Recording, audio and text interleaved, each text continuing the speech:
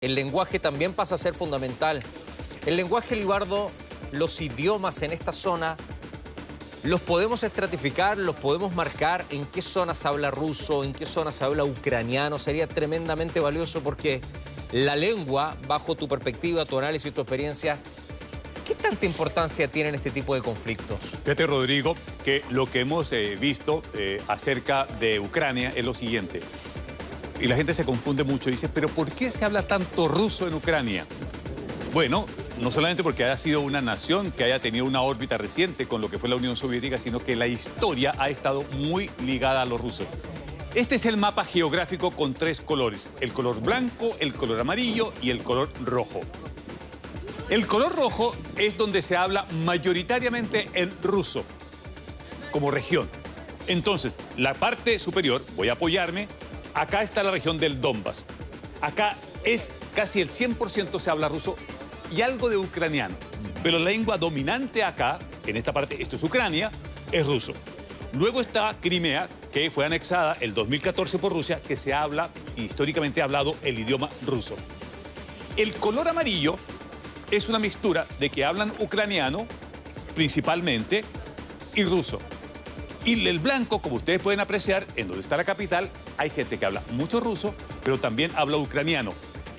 Reiteradamente, en lo que cuentan Pablo y lo que cuenta Florencia y lo que han contado Andrea Arestegui, que estuvo allí, y Daniel, era la gran dificultad que tenían para comunicarse en inglés con los ucranianos. Ellos a lo sumo hablan dos idiomas, o hablan el ruso o hablan el ucraniano. El ucraniano es la lengua oficial.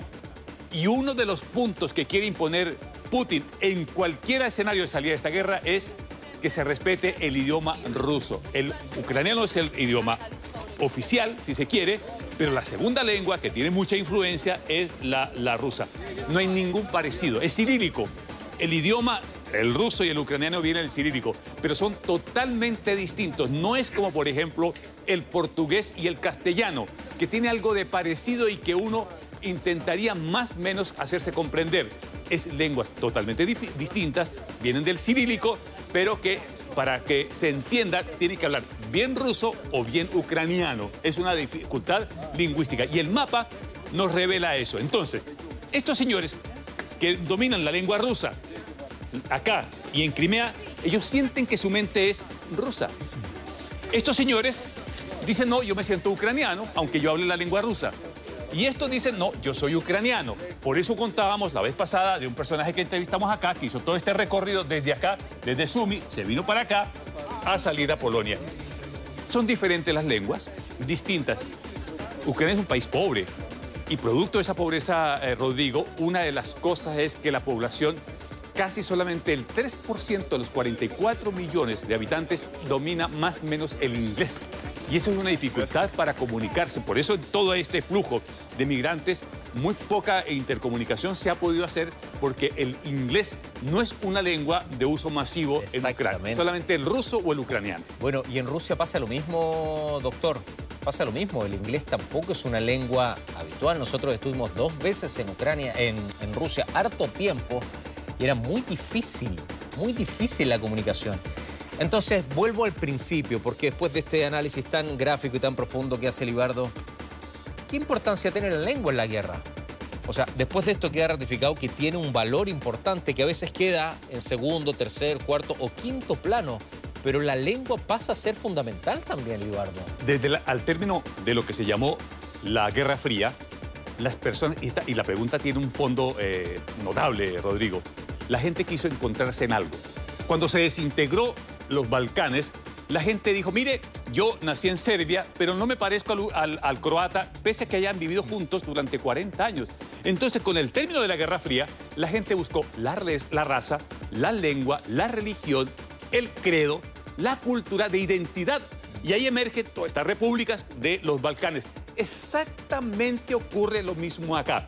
Ellos se sienten rusos y quieren 2 repúblicas rusas, porque la lengua es lo que los une. Los habitantes mayoritariamente del Donbass no se sienten ucranianos, aunque lo son. Este territorio, aunque se haya declarado separatista y Rusia lo haya reconocido como terreno separatista, es un territorio de la unidad geopolítica de Ucrania. pero los habitantes se unen en torno a la lengua.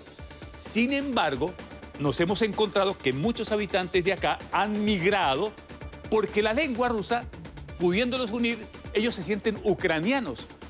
Y esa es una dificultad que tiene este pueblo. Entonces, Putin se imagina en su cabeza que puede generar dos repúblicas independientes acá, pero que adicionalmente, Rodrigo, en esta parte, en el puerto de Jersón, que es un puerto de salida donde llega el río Dnieper, donde está el agua, que es bastante nutritiva para lo que es Crimea, también quiere formar otra república basado primero en la lengua y luego en la nacionalidad. Y esto es lo interesante en la propuesta de Putin. Imagínate la prioridad que me diste, ¿ah?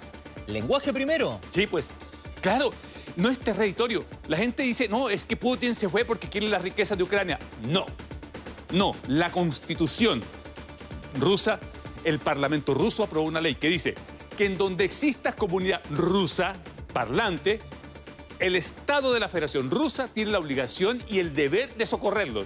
Entonces, desde la lengua, desde el lenguaje, desde el idioma, se construyen identidades y entidades geopolíticas, que es lo que quiere Putin. Putin se imagina que a lo menos de esta Ucrania unida le puede sacar 3 o 4 unidades desde la lengua, porque son rusoparlantes y luego ellos se pueden meter en una unidad geopolítica de diferente naturaleza. Mira,